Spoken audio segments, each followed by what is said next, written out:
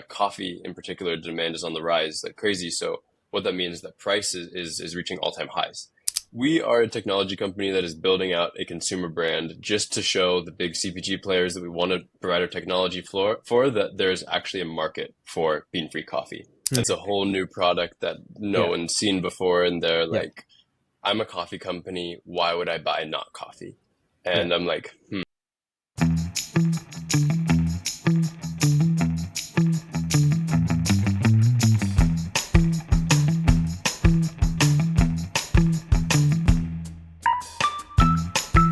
Episode of the NexGoods Podcast, where it is our aim to discover and talk to companies that are building the next generation of consumer goods. And today on the podcast, we have a very special guest, Jake, who is the co-founder and CEO of Prefer Coffee. Now, Prefer Coffee is a Singapore-based startup that makes coffee without coffee beans using a very unique fermentation process. And we'll get into all the details of the company later, and Jake can tell it to us, in his own words. But thank you so much for taking the time out today, man. Appreciate it. yeah, my pleasure. Thanks for having me. Yeah. So, we'll get into Prefer and the amazing stuff that you guys are doing. It's super interesting, but I just wanted to start off with your own personal journey first, kind of understanding the motivations behind you getting into entrepreneurship and getting into food tech, right? Yeah, but I was born and raised in Austin, Texas, and Okay. then was recruited to play tennis at Claremont McKenna College, which is in Southern California. It was like Oh, the okay. reason that I got into college. My grades weren't great, but Okay. being able to get in via tennis was very helpful. So were you always interested in science from an early age, or is that something you just picked when you got into college? Yeah, I started getting interested in science in general in high school Okay. for some personal reasons. I got into neuroscience really looking for alternative medication for depression and other mental health issues. And so that's what Understand. really my focus was on in college. I moved to Israel because I got a job at a biotechnology startup. And I'd always Okay. wanted to work in startups, always wanted to work in science. And it seemed Okay. like an amazing opportunity to explore a different part of the world as well. So for all those reasons, I packed up upon graduated. It Yeah, was also COVID, so it I was see. a way to have a new adventure and also Yep. explore some career paths that I was super interested in, which is science and startups. Yeah. Yeah. Awesome. Awesome. And we always hear about how the tech scene in Israel is so different and so vibrant, right? Like the amount of technology they have, the amount of innovation that goes on there. When it comes to a perspective from food science, right? What did you observe there? Was it very advanced? Was there some things that kind of blew your mind when you were in Israel? Yeah, I so when I was in Israel, I was working in more of like the medical device sector. I was actually still in a neuroscience role. Okay. And there's incredible food technology in Israel. It was so Hmm. incredible that I actually left my job at the biotech startup to become a venture capitalist investing in food technologies because I just found that technology so fascinating. And Yeah. being a venture capitalist in that space just allowed me to speak with the best founders, learning about the best technologies coming out. So it was a bit of a cheat code to get great market insights and technology understanding to then start something of my own one day. Awesome, awesome, man. So when you were at this VC fund, right? You were basically looking at investing in just Israel, or were you investing in food tech startups across the globe? All over, mostly Israel and Europe. Those were our Okay, focus points. okay, But yeah, my job was just in food technology, and I was basically the first call for any startup that we were interested in yeah, investing in. So yeah. that meant that I was speaking to 10 to 20 founders a week and getting amazing insights into what they were building, and that was really amazing. And so before you were in this VC space, right? Was this where your interest in entrepreneurship started, or was it like you had some kind of side hustle going before that?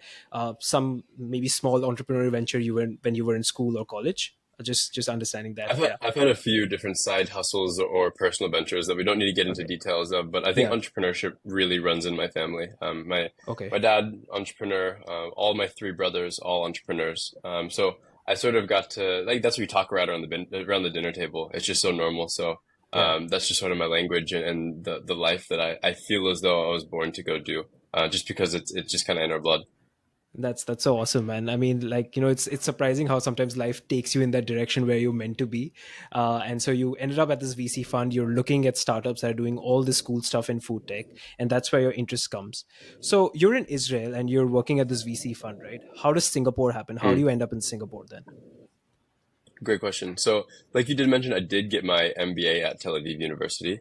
Okay. And that started at the same time that I started working at the venture capital fund. So I was working Hmm. as a VC and getting my MBA.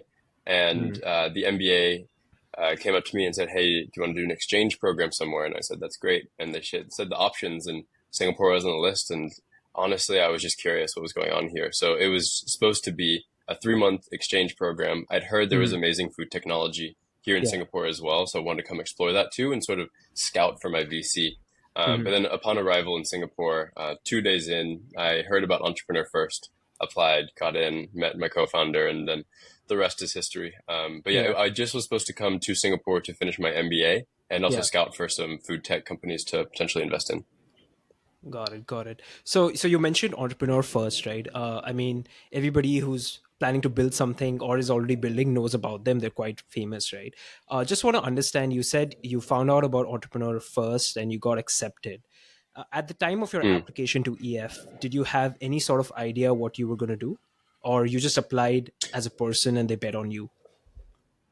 I knew that I wanted to work in something to do with the intersection of climate change and food. That Hmm. was the only thing that I was focused on, and so Hmm. I was looking for people that could either build out fermentation technology companies like DJ Can, Hmm.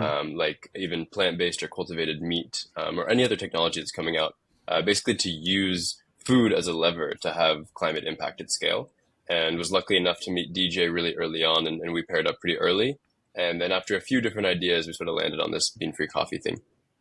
Understood, understood. Okay, that's super interesting. And for when it comes to these incubators, right? So whether it's Vicom or whether it's EF, usually we see a lot of people who are in hardcore tech go get in, and then build companies from there. But yours was a bit different because yours was food tech, and that ended up being like a consumer good, right? So from your perspective, for founders who are trying to make consumer good companies, whether that's in food or whether that's in any other category, right, would you recommend them to explore options in similar incubators? Yes, and I think there's some incubators that are particularly focused in consumer packaged goods Yeah. or food tech, for example. EF was amazing because you can get in without an idea and you can Mhm. come up with something with a co-founder. So we had no idea what that was going to be getting in, and we Yeah. were that early. Yeah. If we were to go, and we have gone through other accelerators with Prefer, they're very much more focused on food technology. They would connect you to these sort of clients that we're trying to reach, like the big CPG Mhm. brands or the big coffee chains. So now we're Awesome. a lot more selective about like which accelerators we go through, and they have to be Mhm. really focused on food and beverage. Understood. Understood. So when you were in Entrepreneur First, right? You said you met DJ there, and this idea of Prefer is something you explored together, or it's something that DJ had in his mind, and then he came up to you and he said, "Hey, let's do this together." We came up with Prefer together just by looking at some of the big problems in food and beverage that potentially fermentation Yep. technology could solve. So the first problem that we thought that fermentation could solve was the issue of plant-based meats being expensive and not tasting as good. And we believed that we could make some sort of fermented ingredient that plant-based companies could use. What we learned was that that space is very just crowded. There's a lot of people doing Yeah. a lot of amazing Yeah. things, and there's not too much room, in our opinion. So we sort of move on to the next idea. What else can we work on? We really focused on price and taste, whatever we could solve in the problem of price and taste. And so then we explored an idea in fats. How could we use fermentation to create fats for these plant-based companies to make it taste Hmm. better? Hmm. But then we ran into problems of cost. And then finally, we came across some big macro trends going on in coffee and chocolate, Hmm. stating how much climate change is impacting their ability to grow. So the supply is going down. At the same time, coffee in particular, demand is on the rise like crazy. So what that means is that price is reaching all-time highs. Okay. And so what we found just through some early R&D at a DJ's kitchen is we can sort of replicate the same flavors of coffee, just using different ingredients to get there.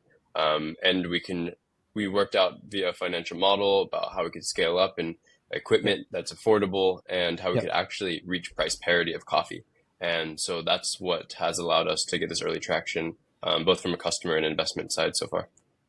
Awesome, awesome, man. And it's so wonderful to see sometimes when you hear stories of brands, the point where they start and the point where they actually end up building a company is so different, right? So like what you said, for example, like you started exploring the alternative meat space and then realized that wasn't it, and then slowly by iteration you got to coffee. That's super interesting. You mentioned something about from DJ's early sort of prototyping and hypothesis, right? And for those listening who don't know, DJ is basically the other co-founder of Prefer Coffee and is also known as the king of fermentation. Pretty popular guy here in Singapore, so a technical expert, if you would say, right? So you mentioned something on from his early prototyping. That's when you kind of narrowed down on this idea of coffee. So what was that prototyping like? Did you guys have some kind of lab you were working in, or was it some kind of kitchen where you tested out hundreds of different of formulations? What did that process look like? Yeah, for the first 6 months or so, it was out of DJ's kitchen. Mhm. And then we were able to get pre-seed funding from EF and move into a lab just at a bench scale. It was just the two of us, Hmm. DJ making all sorts of different things in R&D, me going out, taking those products to coffee shops, anyone that would try it to give us feedback, bring the feedback back to DJ, and et cetera, et cetera. Yeah. And then after 6 months of that, we got into a 50 square meter sort of small production facility slash R&D space. And that's Okay. where we've been out of the last year. And that was enough to sort of get us to market. But at this point, we have a backlog of customer orders from the supply that we can make out of there. So we're currently building out our first pilot plant in Singapore that's much larger, that we can start to, instead of doing kilograms a week, we can start to Mhm. get more like tons a week. And that's where we can really start to service these bigger customers that we're getting interest from, like the big coffee chains and CPG brands. Understand. So we'll get to the interest that you're seeing as a company in a bit, right? Just before that, I just want to understand. So you've made this prototype in a make do space, and that's how a lot of these CPG brands started, right? So even the behemoths, like if you talk about RX Bar or Cliff Bar, they started off in someone's garage or someone's van, right? So you've done this. You have Yeah. this product prototype MVP.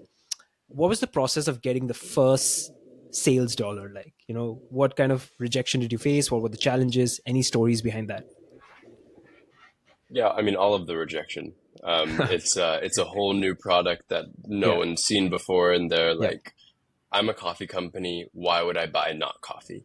Yeah. And I'm like, okay, we need to change our communication a little bit. So we came out talking about how coffee, the climate impact is huge, and we're trying to make something that's more sustainable and all that, but no one really cared. But when we really have changed, what we've changed our communication to is, hey, coffee's getting expensive, and we're here to make sure that you can still afford coffee and then sell it at a price where your customer can still buy it. And that's the story that we're telling. And so our whole mission is to ensure that coffee is always affordable, in Right. particular for the mass market, to always enjoy this beverage, this experience, this emotion that everyone loves. And as a bonus, it's more sustainable. So Hmm. using that communication, we're able to get our first customer, Right. few shops here in Singapore to start. And the first time that I got to a shop and saw people drinking Prefer that I didn't know, that was amazing. And just to see them drinking it Right. and smiling or even not reacting, just the fact that they were drinking it, like that's beautiful to me. So that was one of the best days of building this so far. Yeah. No, I can completely understand what you might have felt. You put something out there in the world, and then when you see that brand in the hands of the people, that's just a very different feeling. And that's in part why I'm so interested in building consumer brands and not just, let's say, a tech product, because consumer brands become part of people's lives, and you can actually see what their reactions are and how that becomes part of their lives, right? So that's amazing.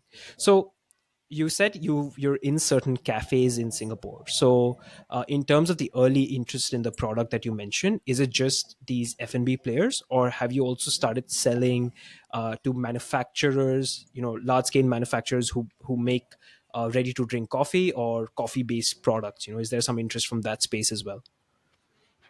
So in terms of interest, it's everyone up to the biggest F&B companies in the world. But Okay. there's only so much that we can supply for right now. So that's why we've just been going through the coffee shops to start. But if you name a coffee company, they know who we are. We've most likely spoken with them, and they're interested in integrating our ingredient.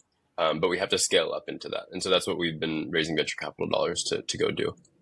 Awesome, awesome. That's great, man. The kind of traction you've got, and you're only a little bit above a year old in terms of your startup, right? And to see that kind of traction and interest, it's quite great. Yeah, I mean, we were in R&D for over a year, and then we just launched earlier this year. So we're coming up on 2 years, but not quite 2 years old yet. Okay, okay, that's awesome, man. Uh, you mentioned that there's a lot of interest from these big coffee companies, right? And like any agro-based commodity, uh, globally, there's only a few players that kind of dominate and control the supply. The fact that these big coffee companies are interested in your product and interested in a pitch that, hey, coffee is getting expensive and we're here to secure the supply at a reasonable cost, right, makes me wonder, right? We know that a lot of agro based commodities are getting affected due to climate change, coffee being one of them. uh, but at what year do you foresee that this crisis is really going to hit the shelves? Because right now, when I go to the coffee shop, you're right, the price of coffee is increasing. So a latte in Singapore, for example, 2 years back used to cost $5. Last year went up to $6, and certain specialty coffee chains now they're selling it for like $7. So you can see that price uplift. But I would say it's not really a problem where there's no coffee around me, or I have to search 10 cafes to find a coffee, right? So when do you think the problem will become that big for us where the supply is really crunched? Yeah, never. Never that big of a. There's always going to be coffee. It's just whether you're rich enough to afford it or not. Oh. So that you're always going to be. There's always going to be a customer and someone that's willing to pay whatever for coffee. Hmm. Our problem that we're solving is that coffee's getting expensive. It's not going extinct. So Hmm. we're coming in as what we believe to be the commodity of coffee for the mass market. Those that really want a delicious product at a good price, gives them the functionality or the caffeine that they want, but they don't care where like what altitude it was from in Ethiopia or anything like Yeah. that. They just want to have this coffee drinking experience at a price that they can afford that gives them what they want. So that's what we're speaking with these big CPG brands on, and trying to integrate into more of their mass market products rather than the specialty, because we're not really competing with specialty coffee. That's not our play. Yeah. But yeah, there will be a huge market in all. And just to answer your question about like when is that happening, already today these big CPG brands are either having to price out their consumer or having to just eat the margins themselves. And most of them are just eating Hmm. it themselves. And that's not sustainable. So they're looking for ways to really decrease COGS so they can continue to price at a point where their consumers can buy. Understood, understood. No, that's super clear that you've early on you've already decided that, hey, we don't want to go after this fancy specialty coffee space because which the origin matters, and certain notes matter to the consumer. We're going after the mass market. That's a multi-billion dollar industry, and that's something where we can have more of a role as a supplier to these big companies that actually dominate this market. So it's great that you've found that fit, in terms of where your product needs to be. But my next question is, and this comes from a consumer of Prefer. So I've had your coffee a couple of times, and man, honestly, Nice. it's Where have you been? so I think this we were speaking about on email, and then I was at this convention called the Food Hotel Asia in Singapore, and you guys had a booth there. And when I had some time, I was just walking about, and I tried the product. And then when I got out of the expo area, there was a cafe that I can't remember the name of the cafe that also had your product. So I tried, both. So I tried the oat one because I like Yeah. my coffee with oat milk, and it tastes really good. It tastes like coffee.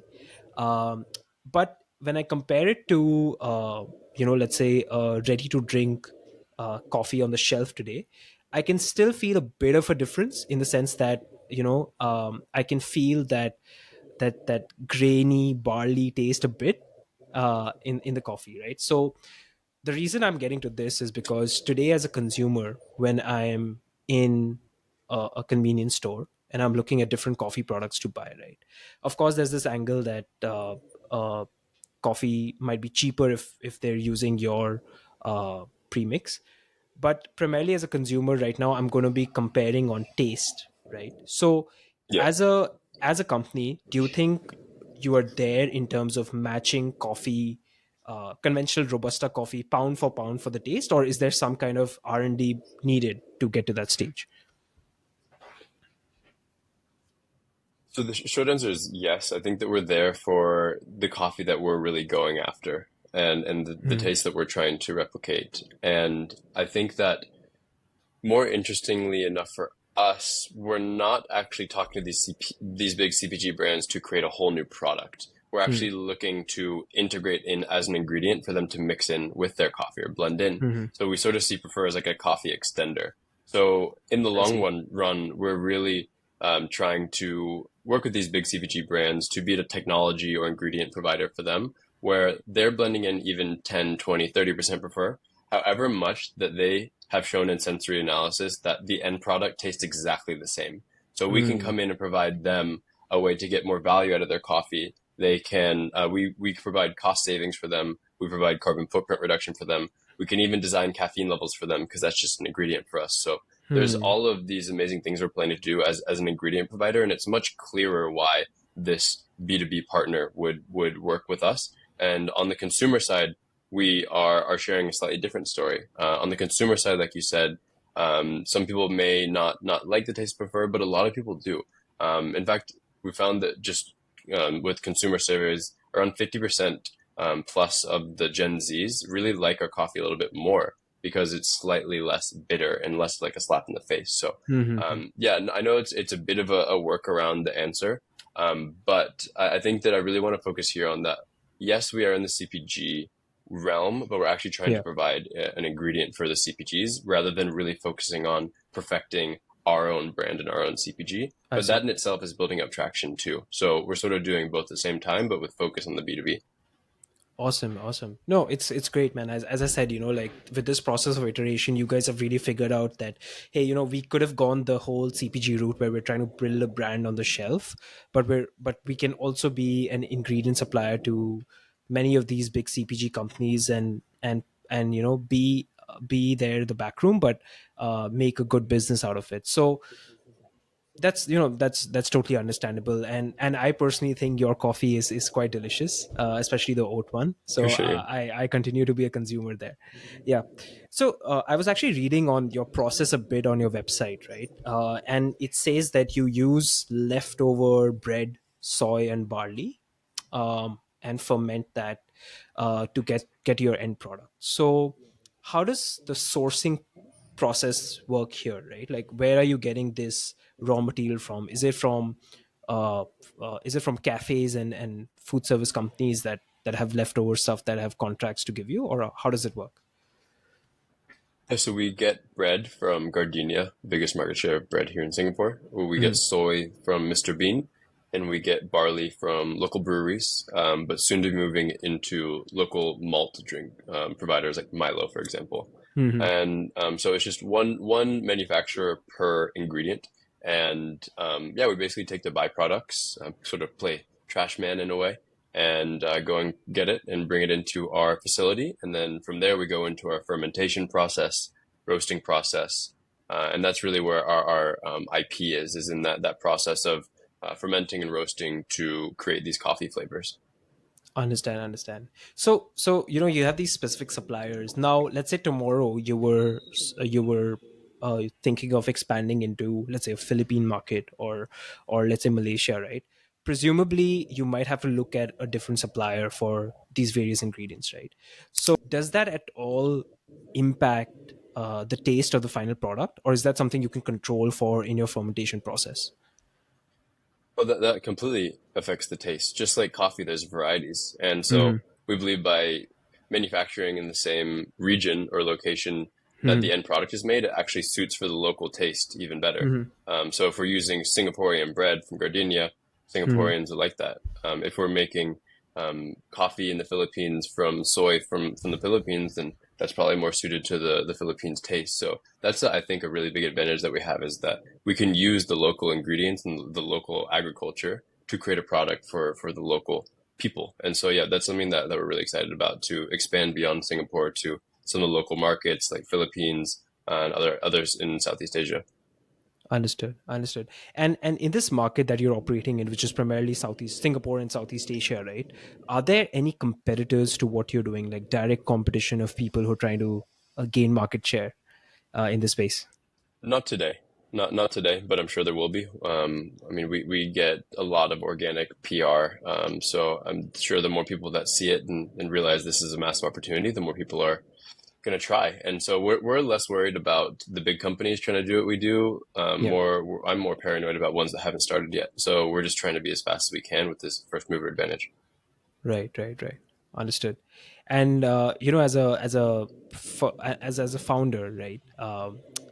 I know a lot of people don't think about this, but personally, have you thought about an exit strategy from Prefer, right? Because this looks like a very acquisition friendly kind of idea, right? Because if you think about it, you have this really cool technology which solves a real problem, which is apparent from the early traction that you're seeing, right? So if tomorrow a big CPG company wants to take this in house, the next natural step for them might be just to acquire Prefer, right? So is that something that you've thought about or given a thought ever about this? Yeah, of course. I think that we're nowhere near acquirable today. We haven't Mhm. de-risked scaling up manufacturing nearly enough for one of these companies to be interested. But I think if we were to get acquired, it would be for one of two paths that we take. So one path is if we really get a lot of traction on this brand. I know we're focusing and talking a lot about B2B, but if Prefer as a brand really blows up through retail and e-commerce, etc., Yeah. then we could get one of these massive FMCGs to acquire the brand and then have it under their own like house of brands or whatever they do.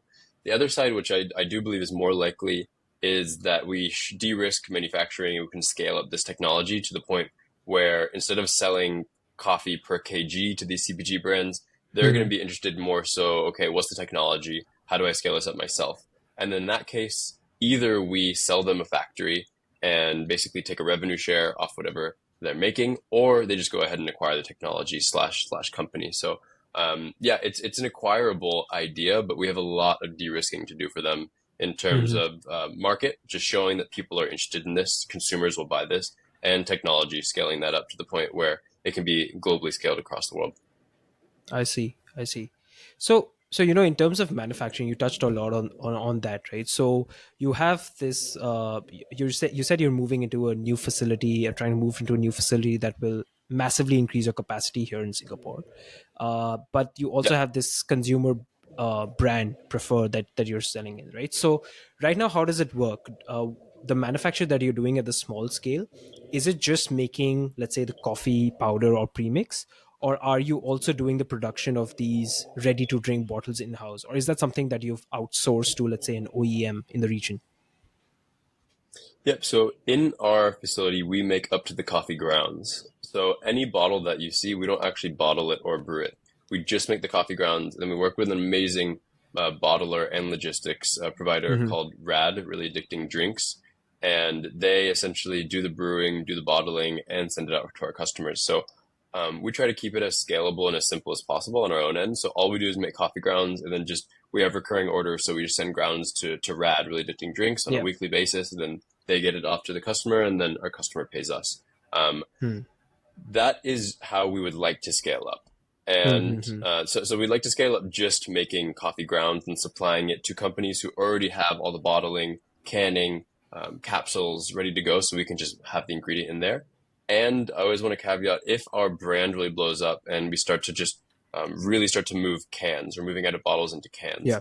then we would bring canning in house. But again, I do think that the B2B story is a much stronger one Hmm. currently because we're able to reduce costs, reduce carbon footprint for these big players. But we're getting really good traction on the brand. And so, if so, then our next facility after Singapore, we'd likely put canning in there as well. Understood. Understood. And just on this, right? I mean, there's a lot of consumer brands out there, be it in the food and beverage space, or let's say in another subcategory, which is, let's say, like skincare, right? Which is particularly blowing up in South Asia right now. There's a lot of this outsourced uh, manufacturing activity happening, right? So, as someone who is doing this for your own brand, what are some things that CPG founders need to be aware of and careful of when trying to outsource one part of their business? Are there any tips for that? Yeah, I think if you're outsourcing any part of your product, you need to build such great trust with these people that they'll firefight with you. They'll get in the trenches with you, which we have an amazing relationship with our bottlers. So Hmm. it's so much more than a business deal when you find an OEM or someone that helps with the stuff of your process. You really need to have Hmm. a deep and personal relationship of care because things are going to go wrong. Yeah. And you want to be able to call them and then they'll hop in their car and go figure it out with you rather than someone saying, "Hey, I already got my check." So that's just a really, really important thing. It can't Right. be someone who it's their side hustle. It has to be someone who's fully in just as much with you and trying to make it work. And then knowing that the more sales, the better the product is, the more you sell, or me as a business, Yeah. the more business I'm giving to the OEM. So there's really great aligned incentives there if you can create that relationship. So yeah, we've been really thoughtful. And before we spoke with them, we spoke with tens and tens of different bottlers and logistics provider, and same with the canning line that we're about to work with as well. Okay, great, great. Yeah, I think these kind of relationships can be quite tricky. And also in many of these countries, right, a lot of the OEM businesses that are run are probably generational family owned businesses. So they can have very, very different outlooks on business and relationship building as someone who's a more new age founder like me or you, right? So Yep. I think that's definitely tricky. And the fact that you've managed to have this really good working relationship is quite great, and I think that's going to benefit you in the long run a lot. Yeah, no, Yep. that's awesome, man. And just I've understood your business model now. I've understood where you're trying to focus. Let's talk team, right? So I know you're a big proponent of building in public, and so I keep seeing some posts around, whenever there's a new hire in your team, and it's great to see you just introducing them to everyone who knows you. So how many people are working with you right now in trying to build Prefer? We have 9 today. Nine today. And is it mostly people on the technical side, or is it a good mix of technical and commercial to support you as well? Yeah, we have 6 on product and then 3 on sales/marketing, including myself. So yeah, I could break it down in a little bit more detail. On the product side, you have DJ leading that, my Hmm. co-founder, and so he oversees the production team, which their job is to just make as much coffee as possible, and they're Yep. helping. Oh, they're in charge of building out the scale-up facility. So underneath DJ is production. Also underneath DJ is research and development, R&D. Their whole job is to make coffee flavors. As the more and more coffee flavors we can get, the more aroma volatiles of coffee we can create, the more valuable our product is. So Yep. we have a team of amazing scientists that come from the biggest flavor houses in the world, and a team of amazing production guys that came from building huge distilleries and breweries here in Singapore. So um, it's just different use cases for the skills that they have. And then on the sales and marketing side, I'm the only one doing sales. On the marketing side, we have 2 young women that just really understand TikTok and Instagram really well, and so Yeah. they've been helpful in sort of creating our brand voice to target this younger generation that we're really trying to go after, that want to a drink amazingly delicious coffee, and also they can feel good about it too. Yeah. Okay. Okay. That's quite a good mix of commercial and technical, and both angles are so important, because if you make a great product but you can't sell it, it's just sitting there. And if you all have commercial people and not really good technical people, then like it's going to come crashing down. So that's a good mix of people you have there. You mentioned something very interesting, right? Which is that the two ladies that you talked about, they are really good at social media, right? When I study consumer brands today, I'm seeing this so often that brands who leverage social media and a social presence do so much better than brands that don't, right? Because I think social media is Mm. such a ubiquitous part of our lives now, right? So what do you think about that? What are some of your thoughts about that, and how should modern age founders leverage social media correctly to help their brands? Yeah, so I could talk about myself as a founder, and then I can talk about the team on socials. So Yeah. myself as a founder, posting on LinkedIn has been the biggest generation of sales and leads for us. Hmm. Currently getting about 500,000 impressions a month, just posting around three times a week, and just trying to make entertaining content that people like can catch people's attention. They just stop and click on. It could be partnership announcements. It could be things I've been learning in sales. It could be team building. So yeah, just kind of sharing wins and creating that community has just led to sales. And so it's kind of a free way and really good ROI in terms of time, just posting a few times on LinkedIn and bringing all that. But I believe it has to come from the founder because no Mhm. one cares about the problem. No one's going to spend the time or the thought or the Yeah. effort like the founder will. And I think people respect that. So that's on the founder side. I think that there's a whole founder led marketing thing, especially on LinkedIn, that's been Yeah. really successful for us so far. And then on the team side, prefer as a brand, prefer as a company, we just try to make entertaining content. I can't say that we have figured it out perfectly on TikTok and Instagram, but I Mhm. think we're pushing in the right direction. We're getting positive feedback. And so I think what we've done so far is just trying to do really organic content where we're doing some trends, but also creating some of our own original content. Mhm. Going forward, I think we're going to start to dive into the world of influencer partnerships, and so we haven't done much on or anything on that at all. Yeah. And potentially, even when we get into cans, where we have a bit more distribution, potentially even getting into some paid ads on socials to try and see if we can drive some more traffic our way. So, like I said, I don't think we figured it out. One thing that we've done well so far is the founder led marketing that's ended up leading to sales. But on the TikTok and Instagram side, we had a hunch that if we just made entertaining content, that people would want to come and watch it and then support us. But the buck is sort of stopped at people watching it. Yeah. We aren't sure if it's led to sales yet, so we'll continue gathering more and more data on that as we continue testing more. Awesome, awesome, man. And it's so great to see that your founder led marketing effort actually translated to sales. That's really crazy, like when that's like a real ROI on very low cost marketing. And that's superb. Zero. And yeah, yeah, zero cost marketing, right? So that's probably more effective than running paid ads somewhere, right?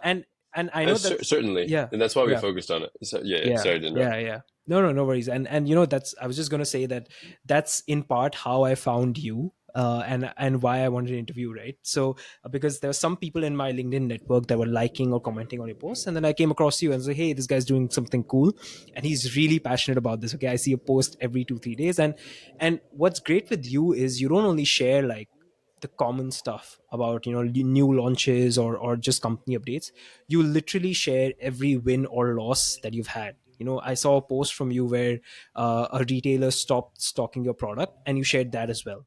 Yep. And then I saw a post from you Yep. and DJ where you went on some interview and you didn't know the answer to some question, and you shared that as well, right? So Yeah. that's that's so transparent, and that's something I've never seen before. So I'm like, man, this is really cool.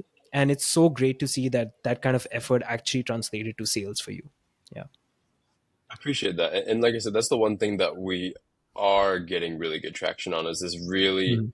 founder-led, transparent, sort of vulnerable stuff in a way. Yeah. Every time that we have churn or equivalent of churn, we share it. And we share why, we share what our solutions are and like what Yeah. next steps are. Yeah. Yeah. And I think that that's super actionable for some people because I think, especially for founders who I really try to connect with, you're kind of just like taking a water hose to the face all the time. And Yeah. every now and again, you get something good. But it's good to share with other people some of the water hose moments so that they can Yeah. not only just relate, but also hopefully they can learn some stuff and take some action from it. Yeah. Yeah. No, that's very well said. And I think there's a great learning for founders, and particularly consumer brand founders in there, where you are building a brand for the people that's ultimately going to be consumed by the people. And it's just a trend now. People have been lied to for too long. So people really appreciate honesty and transparency when they see it. And so if you do that, you can get really good ROI on your unpaid marketing very, very easily, and that's super effective. So I think that's a great learning for Yeah. founders, and especially CPG founders today, that we can take away from you. So we're getting into the towards the end of our conversation here. So what I want to move into is now more of your vision for Prefer, because I was on your website, Great. and I saw a statement somewhere where it said that you want to take this process of fermentation into every category that is threatened by climate change. Am I right to say that, or am I Correct. am I getting something wrong? Yeah, all of the food and beverages that are being threatened by climate change, we would I like to see. future proof them using our fermentation technology. I see. I see. So maybe in the next 5 or 10 years, we might not see Prefer as the Prefer coffee brand, but we actually might see Prefer as this huge food and beverage company that supplies sustainable products in various different categories. That's awesome. So In terms That's the of, goal. yeah, so in terms of what is needed to achieve that, right? Uh, uh what Where do you think, versus where do you think you are today? What do you need to achieve that? Is it more funding? Is it more success in your core business right now? Is it more interest from investors or consumers? What is it that you need to achieve that next stage? Yeah. So first step for us is continuing to make a product that tastes even more coffee-like and continuing to build a brand that's getting more traction. Hmm. So that will allow us to get the interest of big CPG brands to actually want to make a product together, because Yeah. then we can de-risk the product and de-risk the market. And then we can sort of get our first CPG or FMCG deal. And then that will allow us to go and unlock more funding and build larger factories, Hmm. and then we can even service bigger FMCG brands. So it's sort of this flywheel that we want to try to get on. But where we're really focusing now is de-risking it for these big CPG brands, both in terms of the market by showing that our brand is getting traction, and in terms of the product by showing that, hey, in all these blind taste tests, like no one could tell the difference. All you Hmm. really need to do is integrate Prefer, and you can get cost savings, carbon footprint reduction, et cetera, et cetera. And no one can Hmm. tell the difference. So I know that you're, as a CPG brand, you'd be really, really focused and obsessed with your customer, as you should Yeah. be. But Yeah. if we're showing you that all of your customers and all your consumers actually can't tell a difference and they like it, and you get all these benefits, that's really exciting for them. So we're really just trying to de-risk the market and de-risk the product for them, however we can, to really create this flywheel where we Yeah. can build up scaling and then get more funds and et cetera, et cetera. Yeah. Awesome, awesome. No, that's superb, man. That you have this focus on first winning in your core category and de-risking that for your ultimate consumer, which in this case is these CPG giants, and then thinking about how that technology can be, applied to other categories and how you can disrupt that in the same way. And I think that also helps in giving you a playbook. Like, okay, we did this for coffee, and these were the steps we took. Let's kind of take this into, let's say alternative meat or milk, for example, or milk products. So I think that's a great strategy. Yeah. Yeah, I think I can share actually what next steps for us are, Yeah. and it'd be into cacao-free chocolate. The commodity Mm. prices of chocolate are going through the roof. Yeah. So Yeah. we're less trying to replace like alternative meats. We're really trying to focus in areas in which climate change is really affecting its growth, and Hmm. hence the price is on the rise. So that's more like chocolate, vanilla, hazelnut, citrus. So more on like the flavor side of things. And the beautiful thing about what we're building out in terms of manufacturing is it's almost like a plug and play, where you can just change the ingredients and change the microbial strains that we're using to create different flavors that are the chocolate flavors, that are the hazelnut flavors, etc. So once we build out this manufacturing, we can sort of use that technology as a platform to create all these different food and beverages and crops that are being threatened by climate change. So that's really the beauty of our technology, is how scalable it is and how you can plug and play different things and create different flavors. Man, that's quite interesting, actually. And that just kind of makes me think you're not really a food company, you're actually a technology company that's operating in food. Yeah. Yeah. We are a technology company that is building out a consumer brand just to show the big CPG players that we want to provide our technology for that there's actually a market for bean-free coffee. And then Mhm. we'll launch our own brand for cacao-free chocolate just to show that there's actually a market for cacao-free chocolate, just to de-risk it for them. So we're basically building out the CPG brand as a show. You can use our ingredient and you can do this too. Yeah. That's basically what we're telling these people. But yeah, we're just sort of trying to de-risk it as much as we can for them.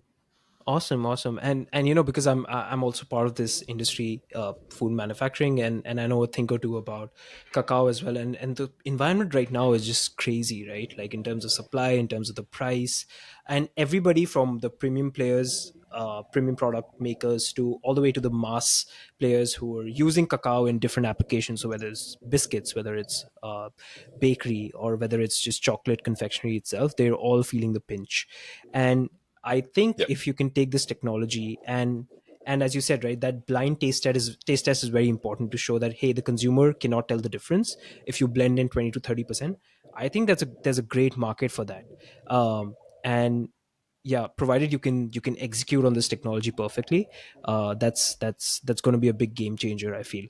And really like your idea of using that CPG brand as more of a of like a prototype in the market, just to show the brands that, hey, if you were to do this, the consumers would have demand for it. I think that's super genius. Yeah, I mean, it wasn't on purpose though. I think we in the early days spoke to all these CPG brands and they were like, why would I buy this? Like, there's no market for this. No, Hmm. then we are just like, okay, I guess we just have to show them. And so that's what we've been working on, just trying to show these guys. Got it, got it. And just on this, right? Because I know when you're starting off a brand early on, it's very important to be resourceful like this, right? So you, for example, didn't have it in have it in your mind that you would probably use this CPG brand of yours as a de-risking factor, but then you're like, hey, this can be a signal to these big CPG companies, and we can actually leverage that to grow our B2B supply side business, right? So for founders that are building consumer brands, do you have any sort of hacks they can use to test their ideas early on and get feedback from the consumers really fast? I don't like to be this guy, but I honestly haven't put that much time, thought, and effort into building this consumer brand. I've been so obsessed with like how we can service these businesses and like the problems that we Mm-hmm. can solve for them that I haven't really gone deep into the hacks. But I do believe that there's a lot of value in user generated content. I think you would call it UGC, something like that.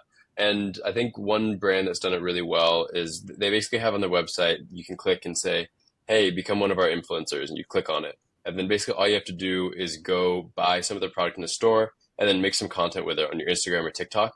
And if it hits, say, like 10,000 views, then they pay you this much money. If it hits like 100,000 views, then they pay you this much money. So Yeah. basically it's just like, hey, take a shot being an influencer of if you make good content, we'll pay you. But then for the brands, it's a great play because they're just getting people pushing out user generated Mm. content all the time, Yeah. Yeah. but they only pay for the ones that do well. So I think that's really smart and hacky on their part, and we'll likely Right. introduce some of that stuff when we get into cans and when more Right. distribution on our B2C side. But yeah, today Right. we haven't implemented any of that stuff yet.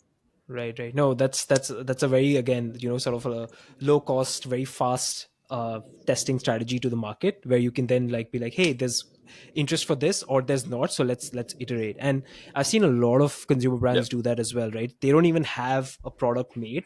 They just make a landing page and they make a campaign out of it, and they get people to sign up for pre-orders or pay like $1 to reserve something, and that's where they see the traction. And then if that traction really picks up, then they're like, hey, there's actual interest in this, let's go make the product now. And I think there's so much Yeah. value in that.